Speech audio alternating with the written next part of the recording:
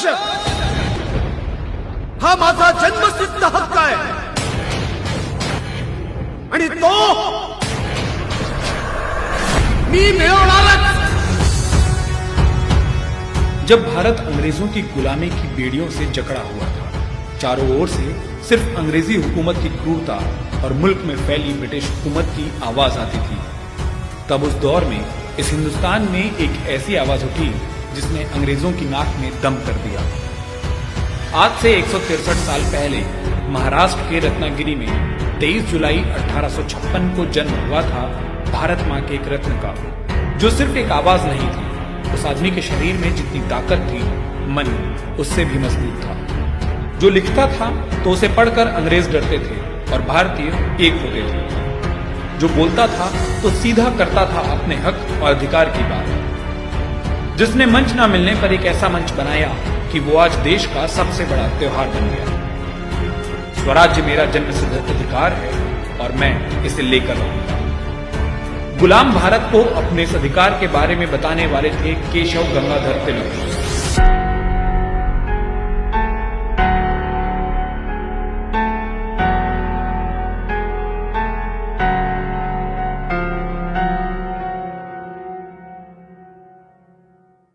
जो इस देश में गणेशोत्सव जैसे त्योहार के जनक बने, तो कांग्रेस में खुलकर अपनी बात करने वाले नेता, जिन्होंने गीता के रहस्य को समझाया तो मराठों को दी केसरी की सीख। लोगों ने प्यार से उन्हें बाल गंगाधर तिलक कहा तो सम्मान से कहा लोकमान्य। लोकमान्य बाल गंगाधर तिलक भारत के उस वक्त के उन चुनिंदा लोगों में शामिल थे जिन्हें मॉडर्न एजुकेशन मिली।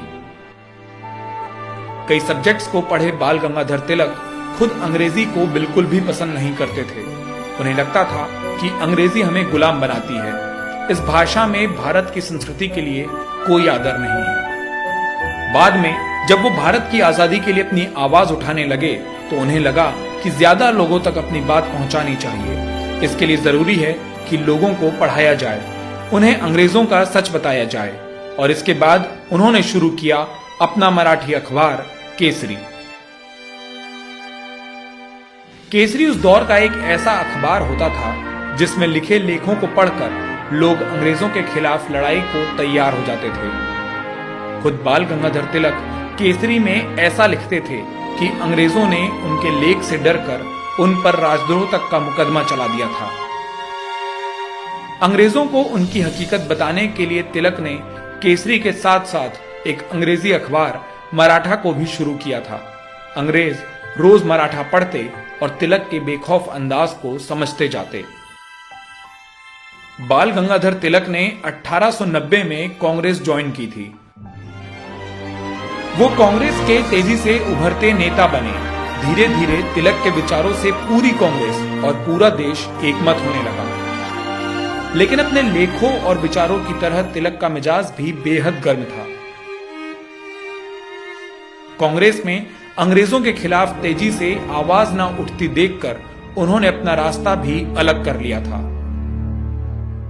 अपने दो साथियों और उस वक्त के बड़े नेताओं विपिन चंद्र पाल और लाला लाजपत राय के साथ कांग्रेस में उनके इस साथ को लाल बाल पाल की त्रिमूर्ति कहा गया। साल 1907 में अपने विचारों को कांग्रेस से अलग पाकर उन्होंने कांग्रेस छोड़ दी थी।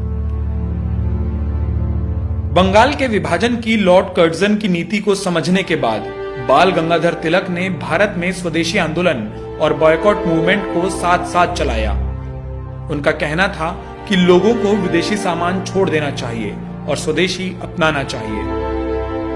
वो अपने इन दो आंदोलनों को एक सिक्के का दो पहलू बताते थे। लोकमान्य बाल गंगाधर तिलक को आजादी की लड़ाई लड़ते लड़ते ये समझ आ गया था कि देश में कई और ऐसी दिक्कतें हैं जिन्हें पहले सुलझाना जरूरी है। जात पात ऊंच नीच से इस देश को हटाने के लिए उन्होंने एक मंच बनाया।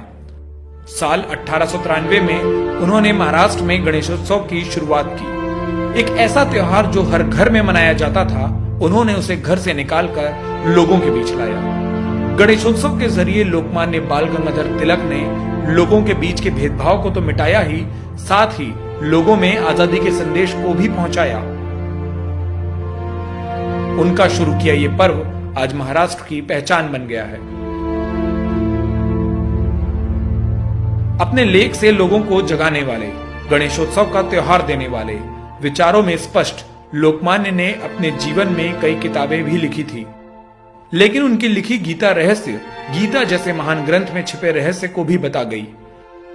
अपनी सारी जिंदगी इस देश की आजादी के लिए लड़ने वाले लोकमान्य बाल गंगाधर तिलक ने 1 अगस्त 1920 को आखिरी सांस ली और अपनी आखिरी सांस तक वो इस देश, स्वराज और हम सभी के आजादी के अधिकार के बारे में ही सोचते रहे।